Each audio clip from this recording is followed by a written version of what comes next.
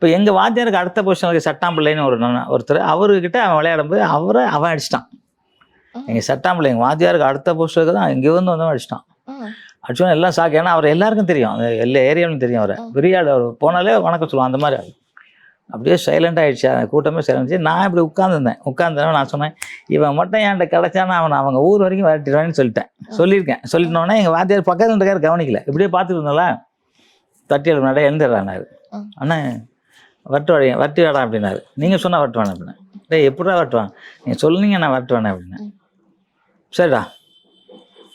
சரிடானாரு. அப்போ தொடர் தட்டி சலாம் ஒன்று இருக்குது, இந்த முண்டெல்லாம் தட்டி எடுக்கணும். அது ஒரு ஆஞ்சநேயர் சலாம் மாதிரியே இருக்கும்.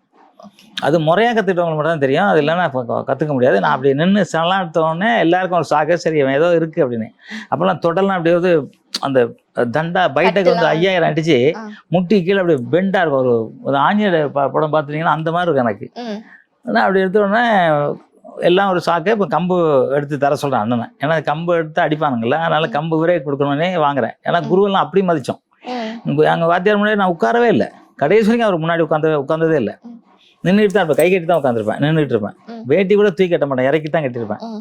இப்போ அவர்கிட்ட கம்பு கொடுங்கண்ணே, கம்பு வாங்குறாருன்னொடனே கம்பை கொடுக்குறாரு. வாங்கி அவர் காலில் வச்சுட்டு அப்படியே என் நெத்தி அவர் கால் விரல் 2 விரல்லையும் என் நெத்தி படுற மாதிரி உளுந்து கும்பிட்றேன். யாரும் அது வரைக்கும் அப்படி செய்யலை. எனக்கு தோணுச்சு, எங்கள் அம்மாலாம் சொல்லியிருக்காங்க குருனா எப்படி பண்ணணுன்ட்டு. கொண்டோன்னா அவர் ஒரு மாதிரி கலங்கிட்டார். என்னடா அவன் விளையாடுவான்னு தூக்கிட்டு, டேய் இப்பவும் சொல்கிறேன்டா, ஒன்றும் பிரச்சனை இல்லை, உனக்கு முடியுமான்னு. அண்ணே நான் முடியும்ண்ணே அப்படின்ட்டேன். சரிடா விளையாடுறேன்.